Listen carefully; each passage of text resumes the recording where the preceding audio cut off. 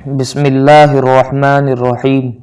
رسالت کہتے ہیں کہ اللہ تبارک و تعالی نے اپنے بندوں تک جو احکام پہنچائے ہیں وہ بندوں تک پہنچانے والے پیغمبر ہیں، اور اللہ تبارک و تعالی نے جو ان کو عہدہ اور منصب عطا کیا ہے اس کو رسالت کہتے ہیں۔ دربار رسالت کے حقوق و آداب: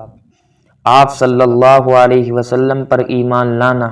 آپ صلی اللہ علیہ وسلم کی اطاعت و پیروی کرنا، سب سے زیادہ آپ صلی اللہ علیہ وسلم سے محبت کرنا،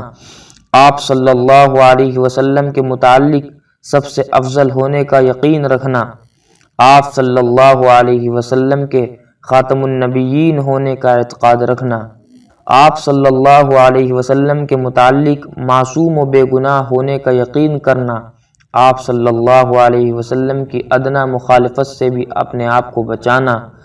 آپ صلی اللہ علیہ وسلم کی محبت میں غلو یعنی اللہ سبحانہ و تعالیٰ کے ساتھ مخصوص صفات کو آپ صلی اللہ علیہ وسلم کے لیے ثابت ماننے سے بچنا،